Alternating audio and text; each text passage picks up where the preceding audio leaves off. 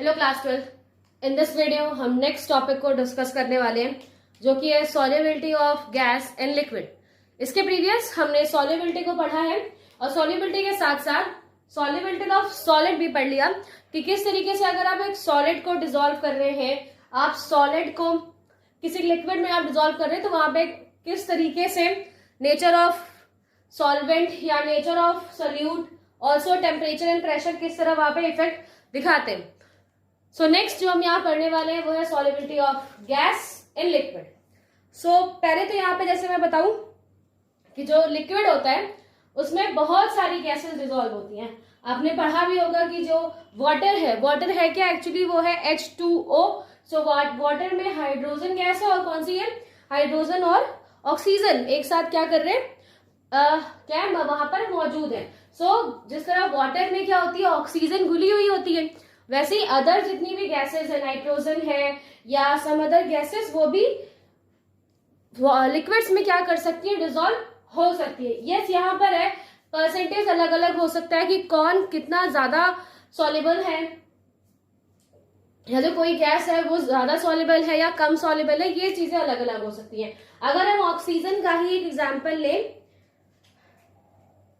जो ऑक्सीजन है वो बहुत स्मॉल क्वांटिटी में या एक स्मॉल अमाउंट में ही आपको वाटर में डिसॉल्व मिलती है, बट जितना भी प्रपोर्शन या जितना भी अमाउंट ऑक्सीजन डिसॉल्व है वाटर में वो सफिशिएंट है, वो ओके बिल्कुल बराबर है जितना होना चाहिए। जितने भी एक्वेटिक लाइफ एनिमल्स हैं, एक्वेटिक एनिमल्स हैं, उन सबके लिए जो ऑक्सीजन है वो सफिशिएंट है। दैट मीन्स भले ही ऑक्सीजन एक स्मॉल अमाउंट में ही डिसॉल्व होती है वाटर में, बट वो कैसी है, सफिशिएंट है, ओके है। वो जितने भी एक्वेटिक लाइफ है या जितने भी एक्वेटिक एनिमल्स है जो पानी में रह रहे होते हैं, उन सबके लिए ओके होती है, सफिशिएंट होती है। नेक्स्ट, अगर हम और उन्होंने एक और एग्जांपल दिया है जैसे HCl, that is hydrochloric acid. HCl है, ये अगर गैसियस फॉर्म में है तो हमें पता है ये टोटल ब्रेक हो सकता है H+Cl+Cl- के फॉर्म में, एंड ये इसकी जो सॉल्युबिलिटी है वो highly soluble in comparison of oxygen, मतलब ऑक्सीजन से ज्यादा जो सॉल्युबिलिटी है वो HCl गैस की हो सकती है। सो यहाँ पर जिस तरीके से हमने डिस्कस किया कि यस, लिक्विड में गैस सॉल्युबल हो सकती है और जो उसका रेशियो है, उसका परसेंटेज है, वो सबके लिए अलग अलग होता है। कुछ गैसेस हैं जो स्मॉल अमाउंट में सॉल्युबल होंगी और कुछ ऐसी होती है जो हाईली सॉल्युबल होती है, बहुत इजीली, बहुत अच्छी तरीके से, बहुत लार्ज अमाउंट में सॉल्युबल हो सकती है। ठीक है, नेक्स्ट हम यहाँ पढ़ रहे हैं कि जो गैस है, यानी कि लिक्विड में आप जो गैस डिसॉल्व कर रहे हो, तो कुछ ऐसी चीजें हैं या फिर कुछ ऐसे फिनोमेनन है जो इसको अफेक्ट करते हैं। तो यहाँ पर दो चीजें हैं जो कि सॉल्युबिलिटी को अफेक्ट करता है, solubility of gas in liquid में अफेक्ट करता है। First is temperature, second pressure. या फिर हम यहाँ पे पहले प्रेशर की बात करेंगे। सो पहला तो वो पॉइंट क्या है कि प्रेशर इंक्रीज या प्रेशर डिक्रीज होने की वजह से सॉल्युबिलिटी में फर्क पड़ता है। दूसरा टेम्परेचर, हम टेम्परेचर को भी यहाँ पे मेजर करेंगे कि किस तरीके से टेम्परेचर का इफेक्ट होता है on the solubility of gases. तो ये दो चीजें अभी आपको यहाँ पर पढ़नी है। फर्स्ट अगर हम प्रेशर की बात करें, so in a simple sentence, simple ratio आप कह सकते हो कि अगर प्रेशर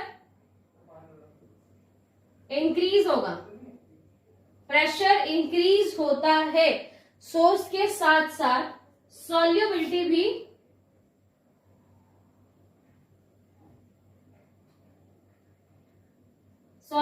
भी इंक्रीज होगी। दैट मीन्स अगर हम प्रेशर बढ़ाएंगे तो सॉल्युबिलिटी भी उसी के अकॉर्डिंग बढ़ती जाएगी, और वही अगर हम प्रेशर कम करेंगे तो सॉल्युबिलिटी उसके अकॉर्डिंग कम होती जाती है। अब इसे थोड़ा चेक करते हैं कि ये कैसे होता है या फिर कहाँ पे बताया गया। तो फर्स्ट एक एग्जांपल लेते हैं। सो ये हमने एक बीकर लिया हुआ है, एक इक्विपमेंट लिया हुआ है, इसमें हमने क्या रखा है, सोल्यूशन है, वाटर सोल्यूशन, लिक्विड, और एक प्रेशर डाल रहे हैं, एक पिस्टन है यहाँ पर, देयर इज पिस्टन, और ये पिस्टन क्या कर रहा है, इसके ऊपर वेट डाल रहा है या प्रेशर डाल रहा है अपना, एक प्रेशर यहाँ पर इन्होंने पिस्टन का यूज किया जिसकी वजह से यहाँ पर क्या हो, एक प्रेशर जनरेट हो सके। अब यहाँ पर अकॉर्डिंग टू यू मैं यहाँ पे इसको प्रेशर को P1 मान रही हूँ। आप अपनी बुक में W1 लिखा है, that is totally okay, no problem with this. वो जैसे उन्होंने एक नेम दिया है जिससे आपको बता सके कि यहाँ पर एक प्रेशर इनबिल्ट हो रहा है, सो हम यही मान लेते, W मान लेते। सो यहाँ पर क्या है, W1 का एक प्रेशर लग रहा है और इस प्रेशर में यहाँ पर लिक्विड है और इस प्रेशर पे ये क्या है, गैस के पार्टिकल्स है जो कि वाटर में भी डिसॉल्व है, यानी कि सोल्यूशन में भी जो लिक्विड है हमारे पास यहाँ पर, बिकॉज वहां पर एक प्रेशर लग रहा है, एक प्रेशर जनरेट किया जा रहा है, तो इस प्रेशर पे W1 प्रेशर पे एक पिस्टन लगा हुआ है, पिस्टन के थ्रू प्रेशर जनरेट हो रहा है।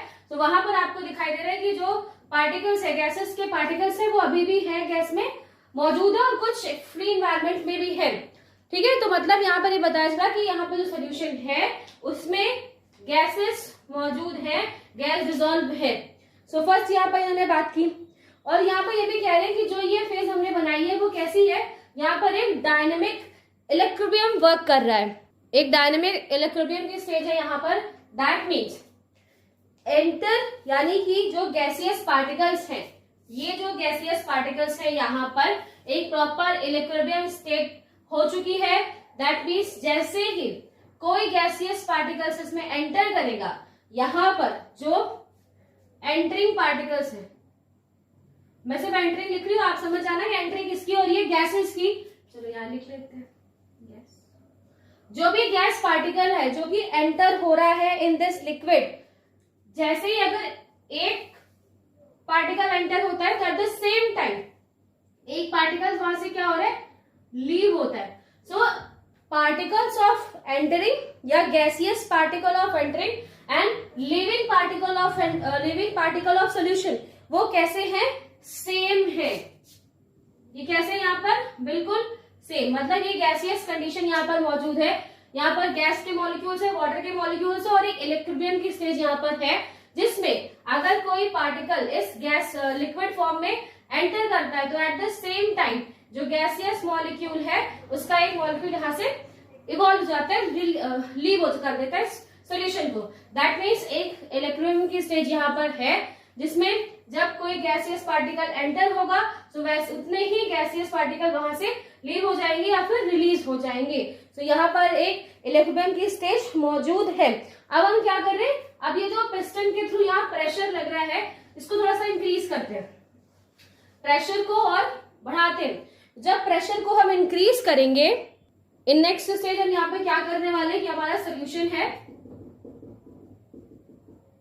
अब जो हमें प्रेशर अप्लाई हो रहा था, जो प्रेशर अप्लाई हो रहा है इसको हम इंक्रीज करने जा रहे हैं। पिस्टन को थोड़ा सा और नीचे कर देते हैं, पिस्टन को हमने यहाँ पर नीचे कर दिया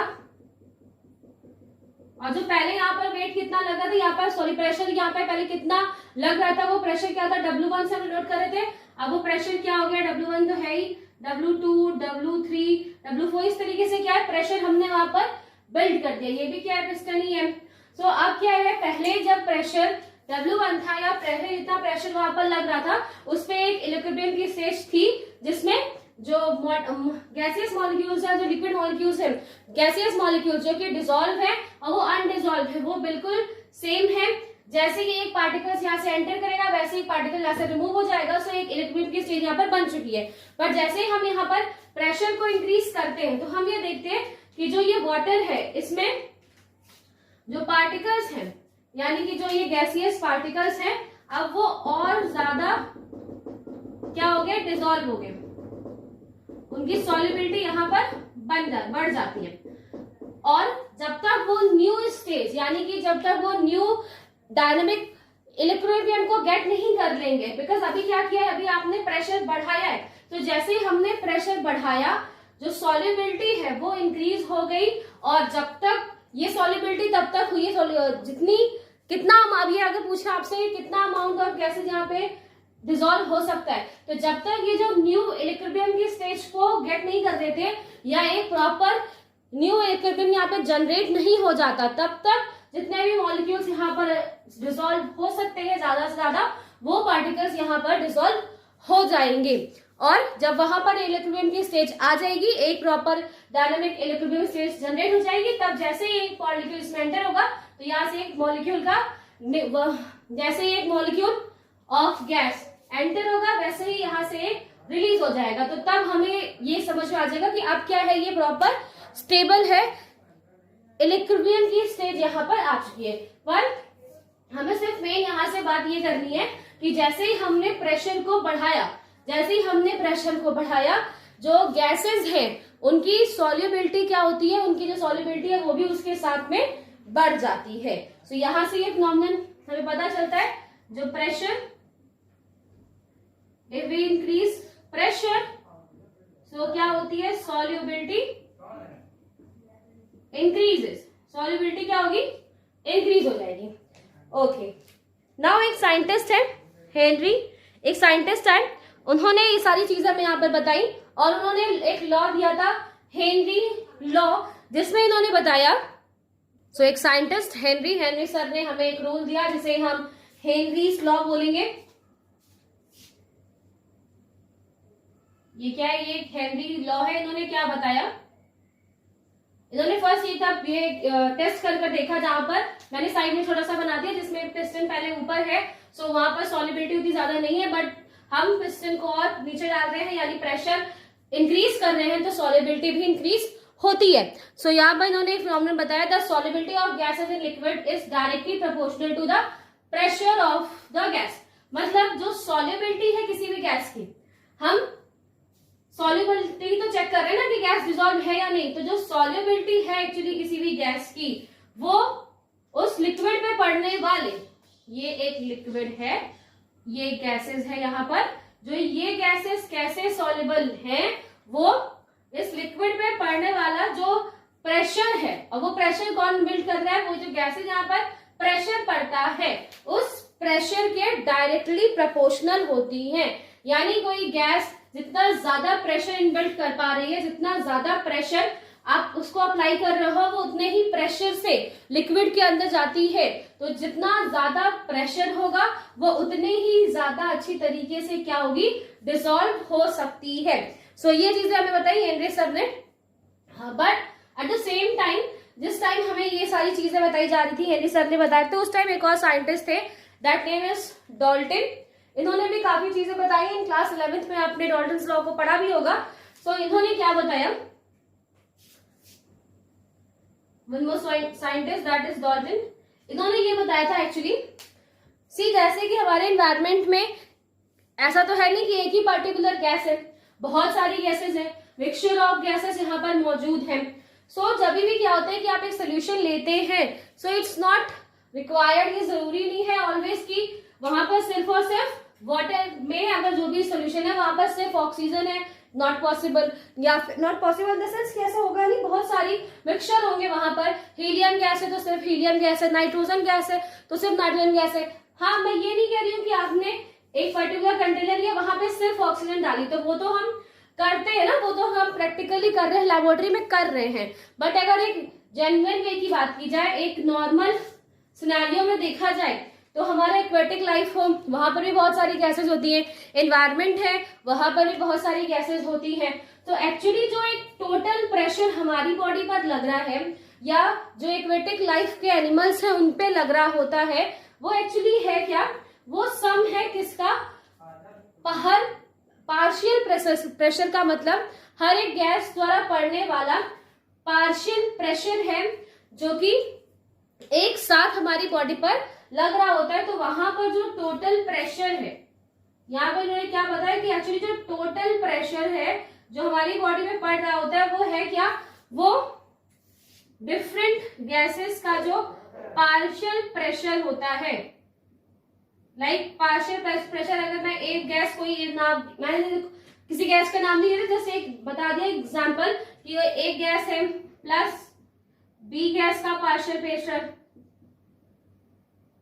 तो यहाँ पर क्या है कि अगर दो कोई हमारे पास कोई ऐसा इक्विपमेंट है या फिर किसी भी सिनेरियो की बात करें, तो वहां पर जो टोटल प्रेशर एक्चुअली लग रहा होता है, वो हर एक गैस जो वहां पर प्रेशर डाल रही है उसका क्या है, समअप है, उसका एडिशन या फिर उसका एक प्रॉपर ज्वाइंट मिला हुआ रूप है। इस वजह से प्रेशर ना यूज करके हेनरी सर ने भी इस चीज को माना कि यस ये सही है, बिकॉज बहुत सारी वहां पर गैसेस मौजूद होती है एंड सब अपना अपना प्रेशर जनरेट करते हैं और सबका प्रेशर अलग अलग होता है। सो इस वजह से प्रेशर वर्ड की जगह यहाँ पर पार्शियल प्रेशर वर्ड उन्होंने यूज किया, that is more appropriate. And also कितना सॉल्युबल है या सॉल्युबिलिटी किसके टर्म्स में यहाँ पर डिफाइन की, तो उन्होंने सॉल्युबिलिटी बताया अबाउट द मोल फ्रैक्शन।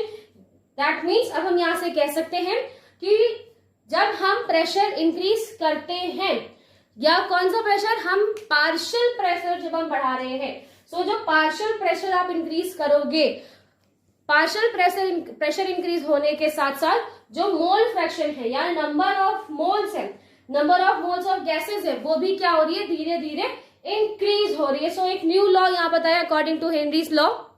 सो यहाँ पे क्या कहा गया, यहाँ पे कहा गया कि जो पार्शियल प्रेशर है, अब प्रेशर वर्ड की जगह हम पार्शियल प्रेशर का यूज कर रहे हैं, बिकॉज अगर एक से ज्यादा गैसेस है या एक नेचुरल एनवायरमेंट में आप बात करें तो वहां पर एक से ज्यादा गैसें हैं और वो सारी प्रेशर डाल रही होती है, इसलिए यहाँ पर पार्शियल प्रेशर टर्म यूज किया गया। अगर हम किसी पर्टिकुलर एक ही गैस की बात कर रहे हैं so we can also use pressure, no problem with this. लेकिन अगर हम एक इन जनरल बात कर रहे हैं सारे, बिकॉज हर बहुत सारी गैसेस हैं और वो अपना अलग अलग प्रेशर वहां पर लगा रही है, दैट्स व्हाई यहाँ पे यूज किया था partial pressure of the gas in a vapour phase is proportional to the mole fraction of gas. जो पार्शियल प्रेशर है एक्चुअली में मोल फ्रैक्शन, यहाँ पे मोल फ्रैक्शन के टर्म्स में लिया गया है कि जितने मोल्स यहाँ पर गैसेस के जितने मोल्स ऑफ गैसेस सोल्यूशन में ऐड हो रहे हैं वो एक्चुअली उस पर लगने वाले प्रेशर के डायरेक्टली प्रोपोर्शनल होते हैं। सो पार्शियल प्रेशर को हम P से डिनोट करते हैं, ठीक है, और मोल फ्रैक्शन को हम X से डिनोट करते हैं। तो यहाँ पर अकॉर्डिंग टू दिस ये बताया जा रहा है कि जो पार्शियल प्रेशर है, जो पार्शियल प्रेशर लग रहा है वो किसी भी सॉल्यूशन में किसके इक्वल होता है, किसके प्रोपोर्शनल होता है, उसमें डिसॉल्व होने वाले मोल फ्रैक्शन के इक्वल होता है। तो यहाँ से एक नया न्यू टर्म आपको निकल कर, that is P is directly proportional to X, where P is a partial pressure and X is a mole fraction of gas. Next यहाँ पर इसको और ज्यादा in next step equal to हम साइन जब यूज करते तो we are using a constant that is KH, और ये जो KH है this KH is Henry constant, Henry constant है ये, ठीक है, हेनरी कांस्टेंट है। हेनरी सर ने अपने ही नाम के अकॉर्डिंग यहाँ पर एक कांस्टेंट यूज कर लिया जिसे ये क्या बोलते हैं KH। तो यहाँ से ये जो आपको दिखाई दे रहा है ये फिनोमेनन क्या बताता है कि अगर हम प्रेशर इंक्रीज करेंगे और जिस तरीके से आप देख पा रहे हो कि प्रेशर जो है वो X यानी मोल फ्रैक्शन के डायरेक्टली प्रोपोर्शनल में है, so pressure increase as well as जो मोल फ्रैक्शन है या जितने भी मोल्स है जो कि गैस के डिसॉल्व होने चाहिए वो भी इंक्रीज हो जाते हैं। ऑल्सो एक ग्राफ प्रेजेंटेशन किया हेनरी सर ने जिसके थ्रू और अच्छी तरीके से बताया गया।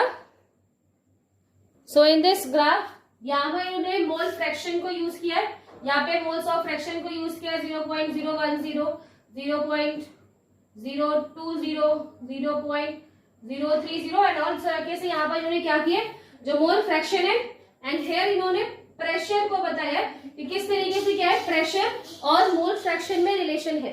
तो जब एक ग्राफ प्लॉट किया इन्होंने तो यहाँ पर इन्हें एक सीधी लाइन मिली, और जब भी आपको एक ग्राफ आप प्लॉट कर रहे हो और आपको एक ऑलवेज सीधी लाइन मिल रही है, दैट मीन्स ये जो दो वैल्यू है जिनके बीच में हम ग्राफ प्रेजेंटेशन कर रहे थे वो क्या है, एक दूसरे के डायरेक्टली प्रोपोर्शनल है। अगर हम प्रेशर बढ़ाएंगे सो मोल ऑफ फ्रैक्शन या मोल्स ऑफ गैसेस वहां पर इंक्रीज हो रही है।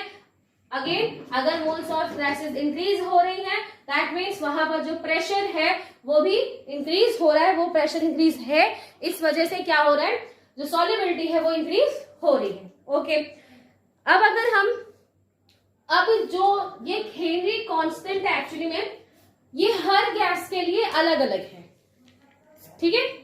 सो पहले तो मैं बता रही हूँ कि ये कांस्टेंट है, दूसरी लाइन में कह रही हूँ कि हर गैस के लिए अलग अलग है।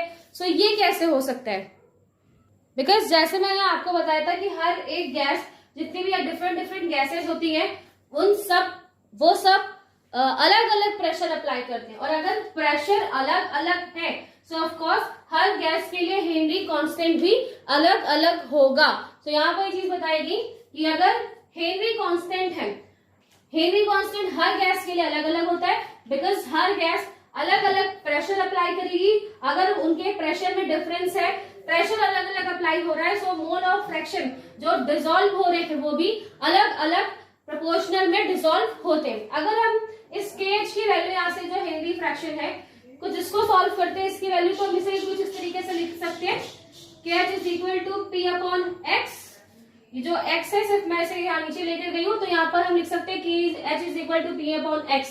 एंड यहाँ पर आपको दिखाई दे रहा है एक्चुअली में ये कुछ इस तरीके से लिखा हुआ है जहां पर ये KH जो है यानी हेनरी कांस्टेंट है वो मोल ऑफ फ्रैक्शन का इनवर्सली प्रोपोर्शनल है। यानी कि अगर KH की वैल्यू हेनरी कांस्टेंट की वैल्यू ज्यादा है, हेनरी कांस्टेंट की वैल्यू अगर ज्यादा है सो मोल ऑफ फ्रैक्शन यानी जितना मोल्स डिसॉल्व हुए हैं उनकी वैल्यू क्या होगी, कम। और अगर KH की वैल्यू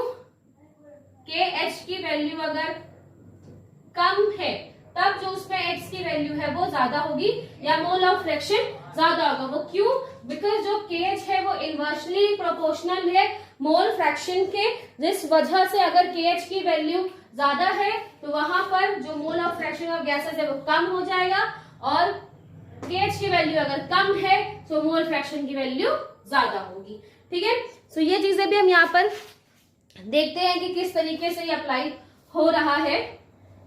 सो ये आपने पढ़ा।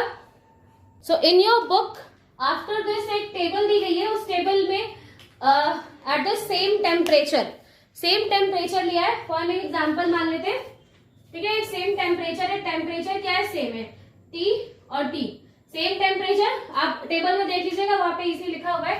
जस्ट समझाने के लिए मैं यहाँ पे लिख रही हूँ कि दो गैसेस हैं, कोई भी दो गैसेस उन सेम टेम्परेचर पे उनका KH वैल्यू वहां पर लिखी है। सो एक की KH वैल्यू इमेजिन ऐसे ही जस्ट मान लेते हैं, ठीक है, ज्यादा है। फॉर एग्जाम्पल इसकी KH वैल्यू ज्यादा है, सिर्फ मैं इस तरीके से लिख रही हूँ, वैल्यूज आपकी बुक में है, आप इजी वहां से देख लीजिए। और इसकी वैल्यू यहाँ पर लेस है, टेम्परेचर क्या है, सेम है, और सेम टेम्परेचर पर ही जो KH वैल्यू है वो क्या है, यहाँ पर ज्यादा है और यहाँ पर कम है। और जैसे कि मैंने अभी आपको बताया कि अगर KH वैल्यू ज्यादा है तो मोल फ्रैक्शन क्या होगा, कम होगा। अगर KH वैल्यू किसी भी गैस की, दोनों का टेम्परेचर सेम है, नो प्रॉब्लम विद दिस, सो इस टेम्परेचर पर KH वैल्यू जिसकी ज्यादा है वो कम सॉल्युबिलिटी दिखाएगी, बिकॉज KH वैल्यू ज्यादा होने की वजह से मोल फ्रैक्शन डिक्रीज हो जाएगा।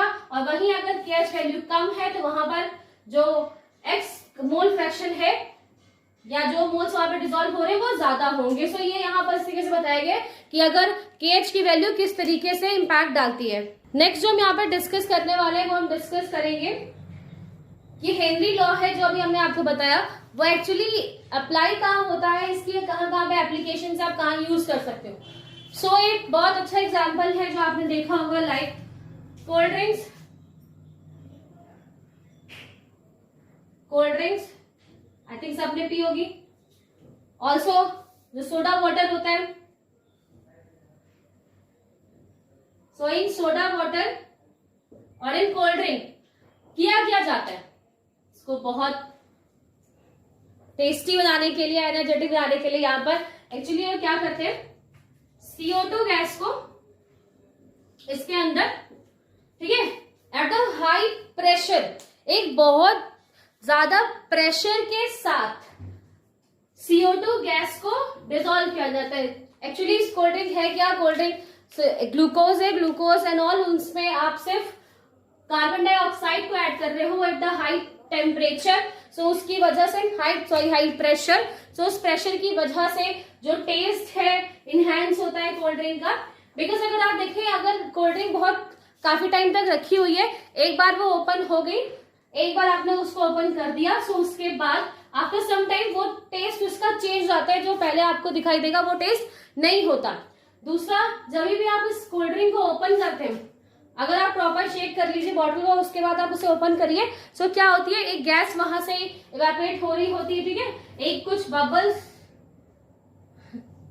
सो फॉर एग्जाम्पल ये कोल्ड ड्रिंक की बॉटल है, आप अगर इसको जैसे ही खोलोगे तो क्या होता है, यहाँ पे बहुत सारे बबल्स आपको इस तरीके से यहाँ पर दिखाई देते हैं। सो ये एक्चुअली है क्या, ये एक्चुअली कार्बन डाइऑक्साइड ही है, जो इसके अंदर बहुत प्रेशर के साथ क्या कर दी जाती है, सील कर दी जाती है, बंद कर दी जाती है। और अगर प्रेशर ज्यादा है, ठीक है, अब अगर इस कोल्ड ड्रिंक का हेनरी लॉ से मतलब क्या है, मतलब ये है, क्योंकि जैसे अभी क्या बोल रहे हैं, प्रेशर ज्यादा है, अगर प्रेशर ज्यादा है तो जो सॉल्युबिलिटी है किसी भी गैस की, वो यहाँ पर क्या है, ज्यादा हो जाएगी। तो यहाँ पर प्रेशर ज्यादा होने की वजह से कार्बन डाइऑक्साइड की सॉल्युबिलिटी भी ज्यादा हो जाती है। और जैसे ही हम क्या करते हैं, कैप को हमने खोल दिया, जो सील कैप थी उसे हमने खोल दिया, जो जितना भी कार्बन डाइऑक्साइड है वहां से क्या हो रही है, इवेपोरेट हो गई, कार्बन डाइऑक्साइड वहां से निकल जा रही है। अब वो क्यों निकल रही है, बिकॉज प्रेशर क्या हो गया, कम। अब यहाँ पर प्रेशर कम हो गया, तो जो कार्बन डाइऑक्साइड है वो अब प्रॉपर तरीके से वहां डिसॉल्व नहीं है, सॉल्युबल नहीं है, बिकॉज जैसे ही प्रेशर आप हटा देंगे तो वो वापस रिलीज हो जाती है, बाहर निकल जाती है। और कोल्ड ड्रिंक्स में हम एक प्रेशर जनरेट करके उसमें कार्बन डाइऑक्साइड को सील कर देते हैं, ताकि जो टेस्ट एंड ऑल इसका बना रहे। दूसरा एग्जाम्पल्स, जो स्कूबा डाइविंग होती है, यानी कि जो स्कूबा डाइवर्स होते हैं, जो पानी के अंदर जाते हैं, मरीन वाटर में जब आप जाते हैं, सो वहां पर जब जाते हैं तो आपने देखा होगा कि वो एक ऑक्सीजन का सिलेंडर अपने साथ लेकर जाते हैं, है ना। ऑक्सीजन का सिलेंडर वो क्यों लेकर जा रहे हैं, बिकॉज जब हम इन्वायरमेंट में हैं, हम फ्री इन्वायरमेंट में हैं यहाँ पर, सो इस टाइम क्या है कि जितनी भी गैसेज हैं आपके सराउंडिंग में, ये क्या कर रही है, आपके ऊपर प्रेशर डालती हैं। बट वहीं अगर हम एक एक्वेटिक सराउंडिंग में जा रहे हैं, एक ऐसे सराउंडिंग में हम जा रहे हैं जहां पर वाटर भी मौजूद है, जहां पर क्या है, वाटर भी है, और वाटर में अगर हम जा रहे होते हैं तो एट दैट टाइम जो एटमॉस्फेयर का प्रेशर है वो तो है ही, बट जो वाटर है वो भी क्या करता है, प्रेशर लगाना स्टार्ट करता है। और क्या होगा, हमारी बॉडी पे क्या होगा, प्रेशर बढ़ने लगेगा। अब जैसे कि मैंने आपको बोला, अगर प्रेशर बढ़ गया, अगर प्रेशर बढ़ा, बिकॉज आप वाटर के जब अंदर जाएंगे आप इसे खुद फील भी कर सकते हैं कि अगर जो वाटर पार्क्स वगैरह होते हैं, अगर आप वहां पे गए होंगे, तो जब आप पानी के अंदर जाते हैं तो वहां पर क्या होता है, आपको थोड़ी सी प्रॉब्लम होती है चलने में, या जैसे आप नॉर्मल एयर में चल लेते हैं फ्रीली, उससे थोड़ा सा प्रेशर वहां पे आपको लगता है। तो इस तरीके से क्या है कि जब वाटर के अंदर जाएंगे तो आपको वाटर की वजह से प्रेशर लगने लगता है। वाटर में बहुत सारी गैसेस होती हैं, और यहाँ पर भी क्या हुआ, प्रेशर इंक्रीज हो गया आपकी बॉडी पर। सो जितनी भी गैसेस हैं जो ये सराउंडिंग में है, उनकी सॉल्युबिलिटी क्या होती है, बढ़ जाती है, उनकी सॉल्युबिलिटी बढ़ जाती है। अब जब आप वाटर के अंदर हैं, डिफरेंट टाइप ऑफ गैसेस हैं, ये सब क्या कर रही है, आपकी बॉडी पर प्रेशर बढ़ा रही हैं, जिससे सॉल्युबिलिटी बढ़ रही है। सो ऑक्सीजन तो है ही, ऑक्सीजन के साथ साथ नाइट्रोजन और कुछ अदर गैसेस भी हैं जो आपकी बॉडी के अंदर आने लगती हैं, बिकॉज प्रेशर की वजह से वो इजिली डिसॉल्व हो सकती हैं। सो वो क्या करती है, हमारी बॉडी में आने लगती है। बट जैसे ही आप वाटर से बाहर आओगे, जैसे ही वाटर से बाहर आएंगे, वाटर से बाहर आते हैं, एट दैट टाइम ऑक्सीजन तो है, वो तो हमारी बॉडी के लिए यूजफुल है, no problem with this, but जो नाइट्रोजन गैस है, बिकॉज प्रेशर बढ़ने की वजह से वो गैसेस क्या होंगी, हमारी बॉडी में चली गई है, वो बॉडी में सॉल्युबल हो गई है। सो अब वो क्या करती है, अब वो तुरंत बाहर निकलना चाहिए, तुरंत बाहर रिलीज होना चाहिए। फॉर एन एग्जाम्पल, वो हमारे हाथ में क्या होता है, हमारे हाथ में, पैर में, या फिर पूरी बॉडी में नर्व्स होती हैं, वेन्स होती हैं, आर्टरीज, सारी चीजें होती हैं। सो अगर गैस उसके अंदर चली गई है, नाइट्रोजन गैस सॉल्युबल हो गई है, और अगर वो अचानक से वहां से रिलीज होती है, तो हमें क्या होता है, बहुत पेन फील होता है, बॉडी में बहुत ज्यादा क्रैम्प फील होगा, बहुत पेन फील होता है, जिसकी वजह से एक सिचुएशन जनरेट होती है। इस सिचुएशन को हम बोलते हैं बेंड्स। इस सिचुएशन को क्या बोला जाता है, बेंड्स। इस सिचुएशन में एक्चुअली जितना भी प्रेशर वाटर में जाने की वजह से इंक्रीज होता है, वो जैसे ही आप वाटर से बाहर आते हो, प्रेशर क्या हो गया, कम हो गया, सॉल्युबिलिटी और कम हो गई। सॉल्युबिलिटी कम हुई तो सॉल्युबिलिटी कम होने की वजह से जितनी भी गैसेज, एक्स्ट्रा गैसेज जो हमारी बॉडी में है वो अचानक से बाहर निकलना स्टार्ट करेंगी और उस टाइम पे हमारी बॉडी में बहुत पेन होगा, बिकॉज जहां भी जो गैसेज डिजोल्व है वो एक साथ वहां से निकलने लगेंगी। और जो ये सिचुएशन इसे हम क्या बोलते हैं, बेंच सिचुएशन बोलते हैं। तो इस सिचुएशन को ओवरकम करने के लिए हम जो स्कूबा डाइवर्स हैं जो कि पानी के अंदर जा रहे हैं वो एक ऑक्सीजन का सिलेंडर लेके जाते हैं, ताकि जो हमारी बॉडी है उसमें क्या है, ऑक्सीजन का परसेंटेज ज्यादा बना रहे। क्योंकि जब भी अदर गैसेज उनकी अगर सॉल्युबिलिटी इंक्रीज हुई तब भी जब आप बाहर आओ तो आपको इस तरह की कोई कंडीशन को ना सामना करना पड़े, इसलिए एक ऑक्सीजन सिलेंडर हम वहां पर लेके जाते हैं। टोटल प्योर ऑक्सीजन उसमें यूज नहीं कर सकते, बिकॉज ऑक्सीजन भी एक बहुत रिएक्टिव गैस है। टोटल प्योर ऑक्सीजन आप यहाँ यूज करोगे तो वो अनस्टेबल हो जाएगा, ब्लास्ट हो सकता है वो सिलेंडर। तो इस वजह से वहां पर कुछ अदर गैसेस को भी यूज किया जाता है, जैसे हीलियम। हीलियम आप भी यूज करते हैं इन 11.7% हम हीलियम को यूज करते हैं। ऑल्सो इसके साथ हम वहां पर क्या फिल कर रहे हैं, उसके साथ हम नाइट्रोजन फिल करते हैं जो कि 56.5 डिग्री सेल्सियस। तो यहाँ पर क्या है 56.5 डिग्री सेल्सियस हम नाइट्रोजन फिल कर। ऑक्सीजन को हम कितना फिल करते हैं, that is 32 point something. So 32.1 degree Celsius हम क्या कर रहे हैं, ऑक्सीजन को भरते हैं। तो ये ऑक्सीजन क्या कर रहा है, आप जब वाटर में है सो स्टेबिलिटी को बनाए रखे, उतना प्रेशर ना हो। क्यों, क्योंकि आप जब यहाँ पर गए तो ना तो आप ऑक्सीजन लेकर गए, ना आप नाइट्रोजन लेकर गए, ना ही आप हीलियम लेकर गए, कुछ भी लेकर नहीं गए, तो तब आप पे ज्यादा प्रेशर पड़ रहा है। लेकिन अब क्या है, अब आप इतनी चीजें अपने साथ लेकर गए हुए हो, तो जिसकी वजह से जो वाटर का प्रेशर है वो एक साथ ना बढ़े। ऑल्सो जो वाटर के अंदर जो गैसेस है वो और सॉल्युबल ना हो, ताकि ऐसी बेंड्स की कोई सिचुएशन ना जनरेट हो। तो वहां पर भी हम यूज करते हैं। नेक्स्ट वन मोर यूज, जिस तरीके से हम क्या करते हैं, जैसे आप पहाड़ी एरिया पे जाते हैं, हिल माउंटेन्स वगैरह पे आप जब जाते हो तो वहां पर क्या होता है, ऑक्सीजन का लेवल कम होने लगता है। ऑक्सीजन का लेवल कम होने लगता है बिकॉज ऑक्सीजन इन्वायरमेंट में होगी नहीं, और ऑक्सीजन इन्वायरमेंट में नहीं होगी तो हमारी ब्लड, हमारे बॉडी के अंदर जो ब्लड है या जो आरबीसी है, जो डब्ल्यूबीसी है, सब अदर जो थिंग्स है, उनमें क्या होगा, प्रॉपर ऑक्सीजन का मूवमेंट नहीं हो पाएगा, और जिसकी वजह से बहुत सारी प्रॉब्लम होने लगती हैं। जैसे हेडेक होगा आपको, ऑल्सो बहुत बेचैनी सी फील होगी, एनेस्थीसिया वाली जहाँ पे स्टेज आ जाती है वो स्टेज आने लग रही है, बिकॉज क्यों, ऑक्सीजन क्या होती है वहां पे बहुत कम हो जाती है इन हिली एरियाज। तो वहां पर भी क्या करते हैं, ऑक्सीजन का सिलेंडर लेके आ जाते हैं, ताकि जो ऑक्सीजन है वो हमारी बॉडी में बढ़ ही रहे। बिकॉज वहां पर भी क्या होता है, वहां पर ऑक्सीजन कम है इन्वायरमेंट में, जिसकी वजह से ऑक्सीजन की क्या होने लगती है, गैसेस की वहां पर कमी होने लगती है। सो उस वजह से वहां पर भी यूज किए जाते हैं oxygen cylinders. Last point, so effect of temperature. So जिस तरीके से आपने देखा कि हमने हेनरी लॉ को बताया, ऑल्सो किस तरीके से प्रेशर इंक्रीज हो रहा है, सो वहां पर सॉल्युबिलिटी बढ़ती है, और कुछ एप्लीकेशन भी हमने देखे। लास्ट में हमने बताना चाह रहे हैं कि इफेक्ट ऑफ टेम्परेचर, टेम्परेचर का क्या इफेक्ट पड़ता है।